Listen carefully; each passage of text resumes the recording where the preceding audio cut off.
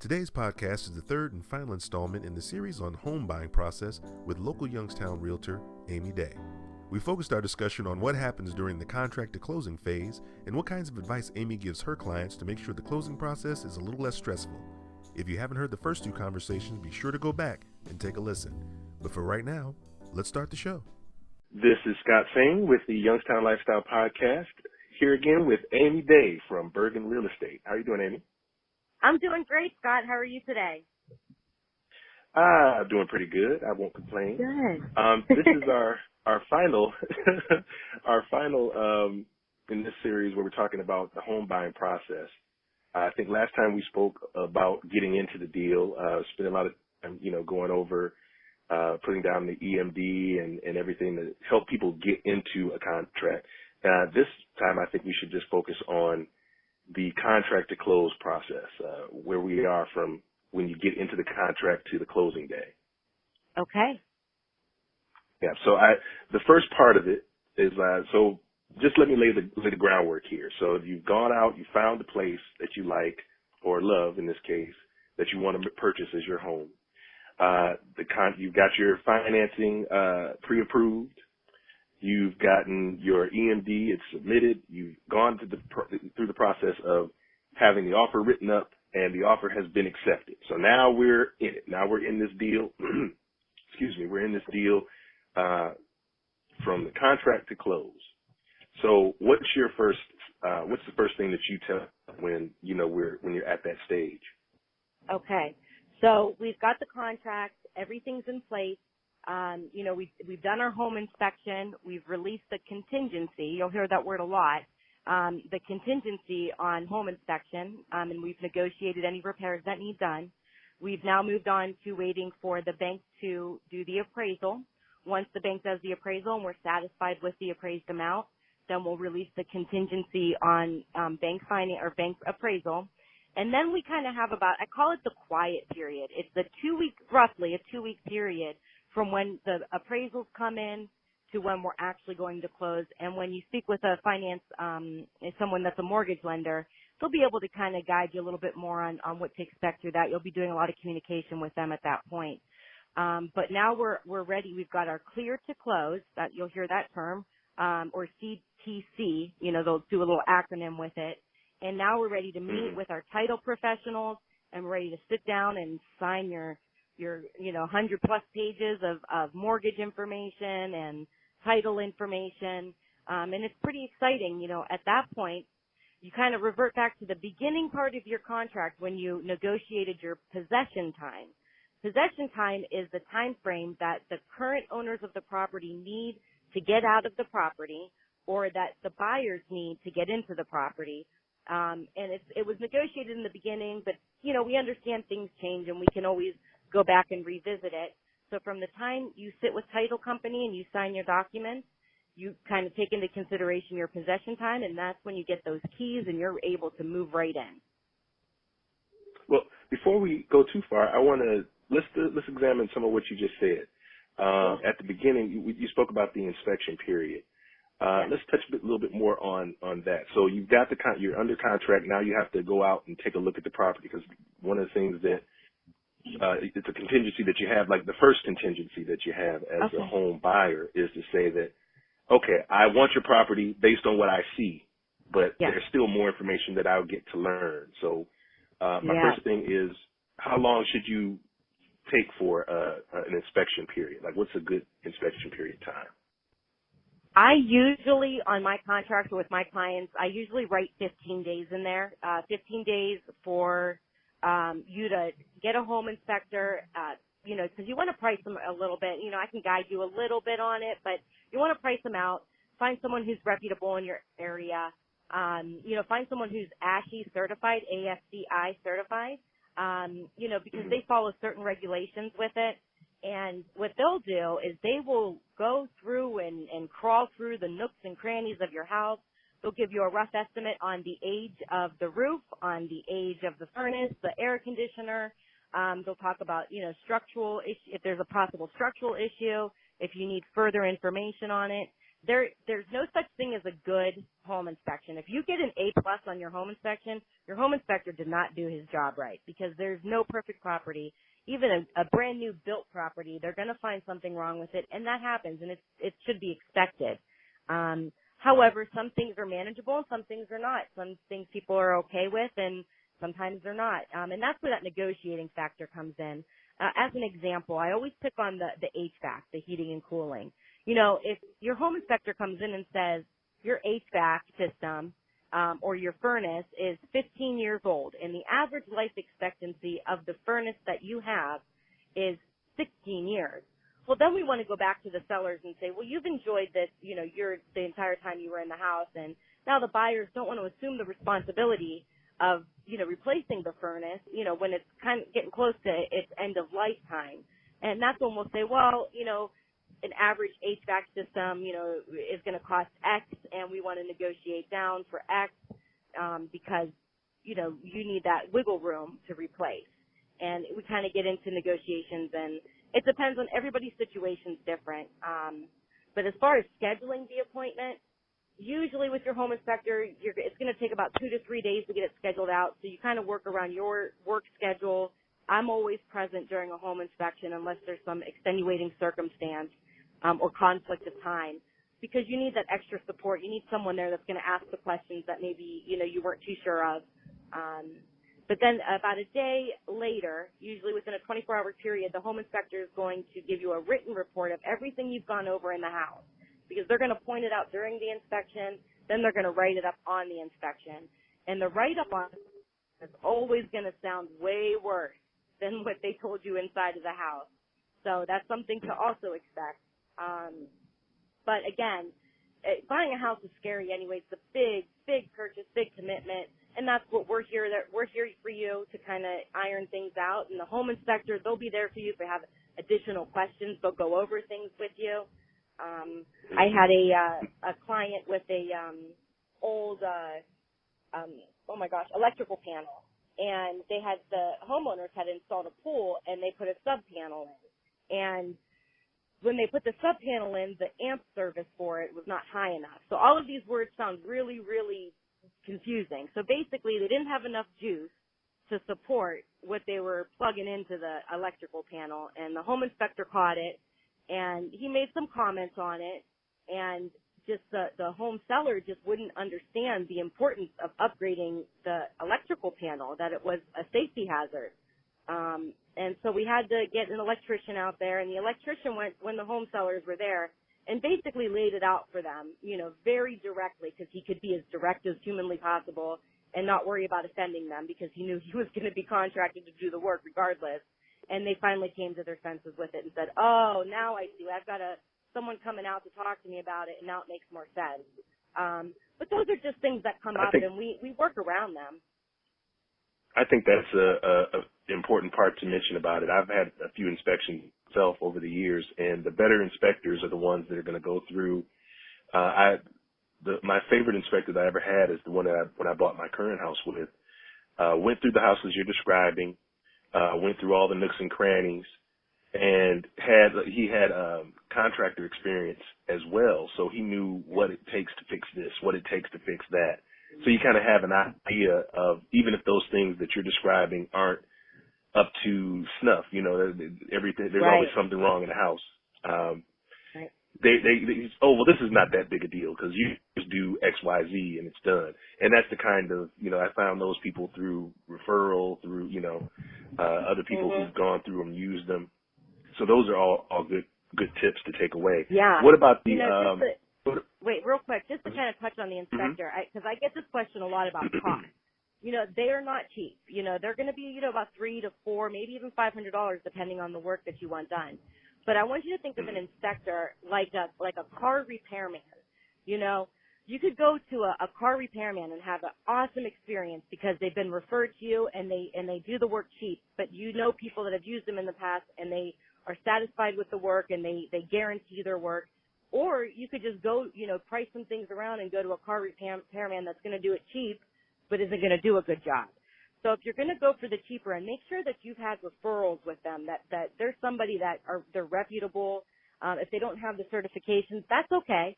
because we do use people that aren't certified that are, not as expensive, but at the same time, you want to make sure that you're getting someone who is going to back their work, that has insurance in case something comes up after the fact that they've missed or maybe didn't report and they did see. There's all kinds of different things. So you just want to really be careful, but it is definitely not a cost you want to skimp on. They know their business. No, you do. I mean, it's okay to go cheap, but you want to make sure you're getting cheap and good, not just cheap. Mm-hmm. Right. Okay, right. that's all. Sorry. Now, what about no, it's good information. So, what about pest inspections? Do you recommend those as well? It depends. 'Cause I haven't had a lot of experience with that.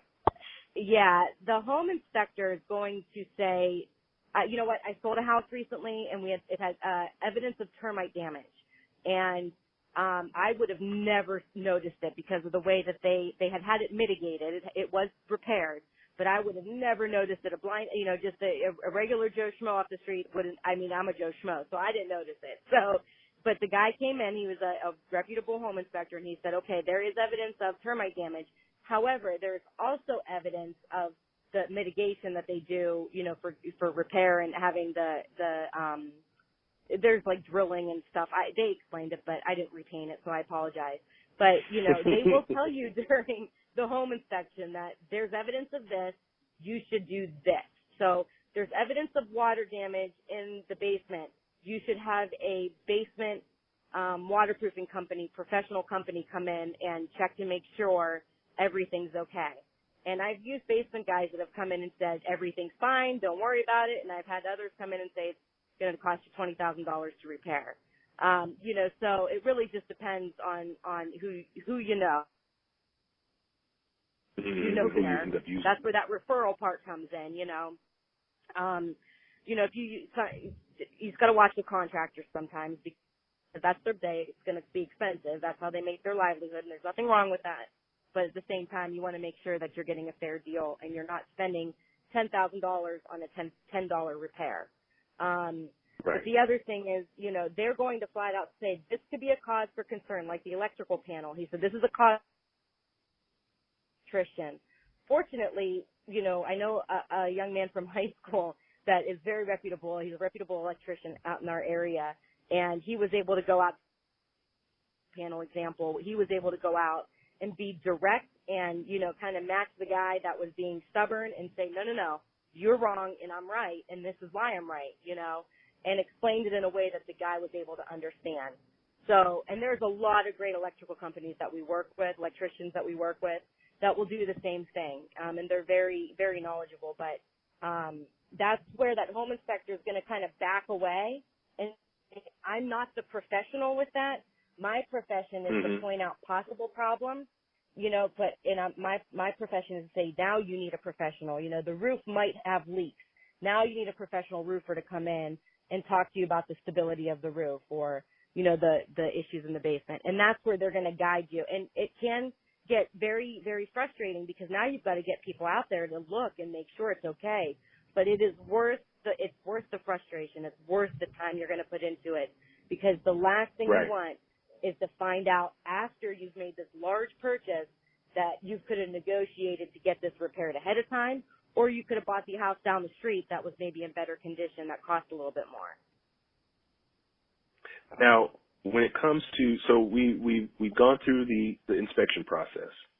The inspection, so you've already outlined a little bit of what happens if something goes wrong and inspection goes where there's something bad with it. So at that point, if the damage is too bad, you can just pull out of the deal, no harm, no foul, because you're within that time frame. And if there's something that you say, okay, I still like the house, but this thing needs to be addressed, then that's the time that your agent or your representative goes back to the seller and says, okay, if you want to move forward, we're either going to have to reduce money or you're going to have to fix this thing or what have you. And those are considered contingencies moving forward in this transaction. Yep. So let's speak on the title company. Like do you recommend that your folks all go through title companies? I don't know if is that mandatory in Ohio for going through a title company to do the, okay. Yes. So the title companies. The I'm title sorry? companies handle all of the paper. I'm just outlining it. The title companies Sure. do all the paperwork, and they're lawyers, and so they're going to run the title and look for information on the property to make sure the title is Right. clear. But they also manage the deal itself. So, Yes. what are some of the when it comes to title companies and title work? When do you order the title work? We order the title work as soon as we go under contract. So as soon as everybody's signed, even before inspections, before appraisal, before even, getting with the lender and getting the final financing stuff in place, we order the title work.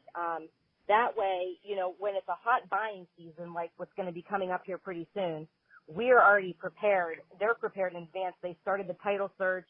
They've contacted every company that they have to do. The title company does a lot of work. I mean, they look at all the recorded documents. They read through the documents. As an example, I had a condo that I just put under contract that it has an HOA, a homeowners association. I contacted the homeowners association and asked for their documents, and they sent me the wrong ones. The ones they had sent me stated very clearly that you can rent the property. When the title company did the search and went through all of the recorded documents said very plainly, you cannot rent the property. So obviously in that situation, that kind of like the deal was over at that point, because there's nothing you can do. That was his intent, was to rent. So, it's very important to make sure that you have a good title company, because had we not had the title company we had, who are, incredibly reputable, very good people, he would have been kind of stuck with that, not being able to really do anything. He'd be stuck with this property that he would have to turn around and resell because he couldn't, his intended purpose was null and void. Mm-hmm. Yeah, that's one of those things that you definitely want a title company that's going to be thorough and go through all the documentation. Exactly. And it's very, very thankful that he caught it. I mean, it wasn't difficult to get the property back under contract or anything, but, you just don't want somebody else to go through a stress like that. It's just not worth it. And then with regard to when it comes to titles, like, so you're ordering the title work, they're going to come back. It usually takes a few days to get your title work back, and that's going to tell you if anybody else is on title. And have you had any situations like that where you've had to clear someone else's name off title? Because that's happened to me a couple of times in Detroit. Oh, when you have we've had situations like that, and that just lengthens the process tremendously. And you know what? It's okay, because in the end, it's always worth it, but it is a pain. I mean, it's just, when those things come up, you just kind of work through them to the best of your ability. Mm-hmm. So now we're in that. We have our inspection done. The title work's been pulled. Let's say no issues on title. So now we're just clearing the rest of the contingencies. That's the dealing with the financing. Some of the contingencies that you're going to get with that. Can you talk a little bit about clearing that and getting the clear to close with the lender? Yeah. Okay, so we're getting the clear to close with the lender. When you get the clear to close, what that basically means is that they're going to set a specific date to close your transaction. You're going to receive a closing disclosure from your lender that's going to be, it's somewhat comprehensive. Sometimes it can get confusing. So if you have questions, you can contact your lender. You can contact me. You can even contact title. Everybody's kind of on the same page at that point because we receive similar disclosures. So you're going to receive that. It's going to tell you exactly how much money you need to wire into the title company for the transaction, for your down payment, for your taxes and insurance, for all of those documentations. And then we're going to set the date. So whatever date that we can all get together, usually the home purchaser will set the date and everybody just kind of tries to adjust their schedule accordingly. And then there's times when you don't have to actually be at the closing table. Right. Right. Like, you don't have to be there. I prefer to, especially for a first-time home buyer. because you just want that added support, because there might be something they explain in a way that we've talked about and you were okay with it, but when they explain it, it's very confusing. So we just want to make sure that everybody's, on the same page with it. Now, are there any, you're moving toward closing, the closing date. What are the things that you tell people as far as like, I know there's a couple of warnings that I hear, and I've had horror stories that I can share with people about, for instance, using credit or buying big things during this process being a huge no-no, especially when you're talking about financing a deal. Yeah, You've got some of those stories, don't you? I think if you do real estate long enough. You said something like that. Yes, I do have some of those stories, and they're awful. So from the exact moment that you decide to buy a house, not from the exact moment you find the house, not from, when you sign the contract, from the exact moment that you get the inclination to purchase a home, do not apply for any forms of credit. Even if it's something as simple as you went to Home Depot and you bought a $200 saw, and $200 is, it's a lot of money, but it's not. And they say, hey, you could save $25 today if you sign up for a credit card, and your intention was to pay it off immediately. Still, do not do it, because it could throw the entire process off. Having the open credit can throw it off. Carrying zero balance, it could throw it off because you have available credit to you. So it throws off your debt to income. It throws off, your potential credit score. Heck, it could even throw off the entire deal. It is not worth it. So as soon as you think, hey, I want to purchase a home, do not apply for any credit after that. If you say, I want to purchase a home in a year, you should be okay. But, if you're thinking, within the next few months, this is your next big project, this is what you want to do, just stay away from any form of credit. Do not use your credit cards that you currently have. Don't make any kind of, if you use your credit cards to purchase fuel, that's like the primary, purpose of them, that's not a big deal. But if you're thinking, oh my gosh, we need to furnish this brand new house, do not do it. Wait till you're. Yeah, that was my story. Yeah. That was my story. I had a couple of different instances where people, you get excited. We have a closing day set up. It's 10 days away. Oh, I can't wait to get in there. And you just happen to go out and see that sofa. It's like, oh, that sofa. I've been wanting that sofa for 5 years, and I finally found it. You're going to let that go. You have a sofa and no house. Stay away. Yes. So that is a good, nice big warning. True. Oh, yeah. Do not. No. Now, what about the other aspects of that take place before closing? I'm thinking of in terms of when do you tell people to get their homeowner's insurance, for instance? Well, I kind of stay away from that. Our title companies have done that in the past, just for the bank, or the bank has requested it. In most recent transactions, we've just asked for it to be done, probably after the appraisal has come in and everything's okay. That's usually when we say, but ours are real quick here. I forgot about the appraisal. We should discuss that as well. That's another aspect of, once you've done your inspection, and I have to then, if you're doing at least a finance deal, you're going to have the property appraised to make sure that it is the value is there for the loan that you're taking. Yes. Yeah. So appraisals are private, and that's what I tell all of my clients. Appraisals are private. So if I've negotiated your deal, let's say that you are purchasing a home, it was priced at $100,000, and I said to the seller, I think that this house won't appraise for $100,000 based on the comparable properties that have sold. I think it's going to appraise closer to $95,000. And the seller agrees, and they bring the price down to $95,000, and the appraisal comes in at $110,000. That does not mean, I get this question a lot, that does not mean that you are paying $110,000 for this property. Your appraisal is private. So no seller side sees the appraisal. The only thing I say is, yes, a property appraised where we need it to be. We are good to move forward. So that way you kind of got a deal out of it, but at the same time, you're not going to have to pay more. And, your purchase price is still the negotiated purchase price. They can't come back and say, well, your property did appraise for $110,000. So we want our 100,000. That's not how that works. They're getting 95 because they agreed on it. Mm-hmm. And the buyer is the one who's paying for the appraisal. Yeah, most banks, what they do is have you pay for the appraisal up front, and then they credit that amount back to you when you go to close your loan. Most of them do that primarily because a lot of them around in this area used to do appraisals for free, and then they found that people were just taking advantage of the free appraisal and were getting their homes appraised, just out of curiosity almost. So they started to, you have to have basically some skin in the game with that. They want to see that you're a serious purchaser. So they do charge you up front, and then they just credit. You'll see that back on that closing disclosure we talked about. You'll see that credit on there. Mm-hmm.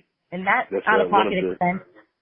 That depends on the appraisal company that they use, and it's not something where you can say, well, I want the cheapest one, because what the bank does is they put appraisal companies that their preferred appraisers on like a rotation, and they just pick which ones are up next. Whoever's up next, that's where they order it from, so that they can't show any kind of favoritism, because there are laws in place against that. Because if it was, a free market, everybody would go for the cheaper ones.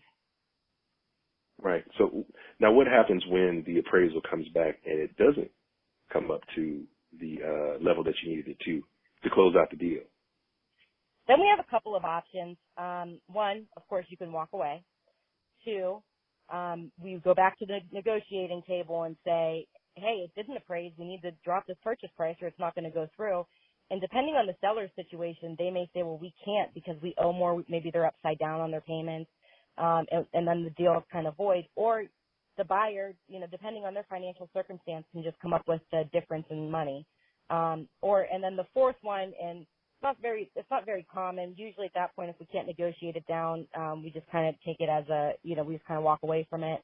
But the fourth one is, if we truly believe that the appraiser is wrong, we can ask for them to reevaluate based on these comps, not those comps, and give them a reason why.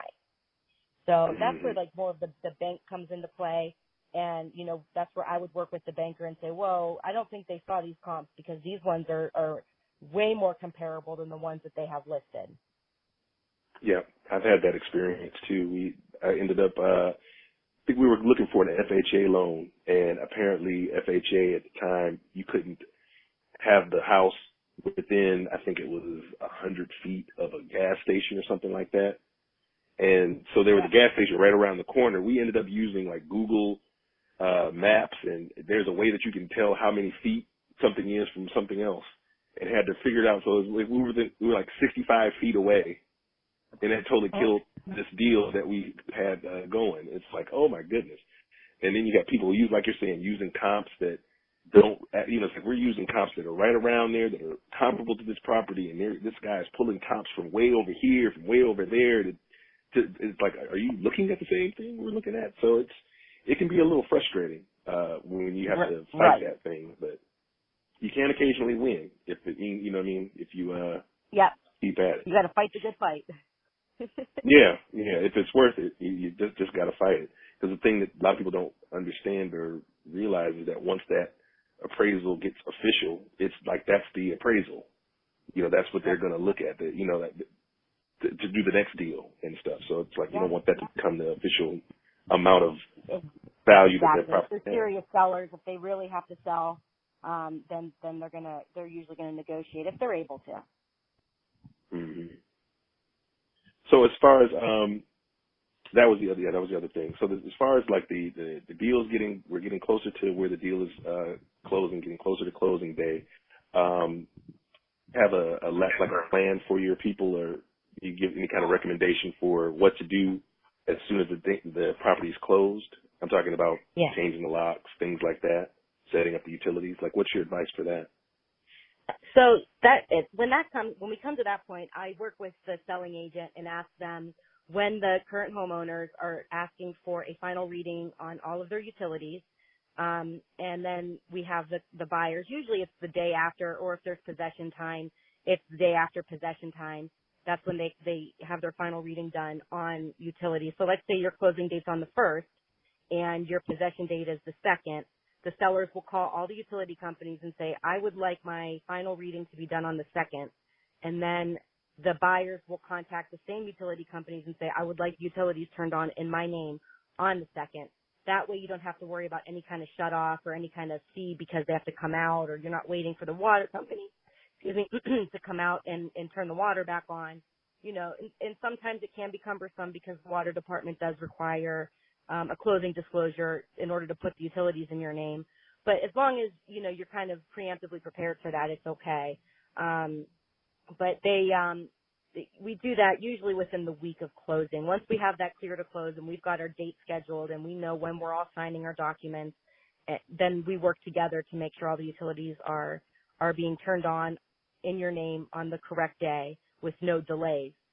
What's nice about Bergen is we do have a list of all the utility companies, all the 800 numbers who you're going to contact, you know, so that it makes it very seamless. It's really just a couple phone calls and that's it. But our water departments are kind of sticklers out here, so they go through a couple of different hoops with them than with the gas company or electric company or anything like that. Mm-hmm. Yeah, that's very good advice. That's one of the things that, being a project manager and stuff like that, the way that we would do deals, I'd have to do a lot of the stuff that you're describing, getting all these things together myself. So having someone there to help you is very, very good. It's a blessing if you can get it, to have someone give you good advice and help you get that transition, especially if you're a first-time home buyer. Right. Now, tell me one thing. Now, we're just about closing, like just the day before closing.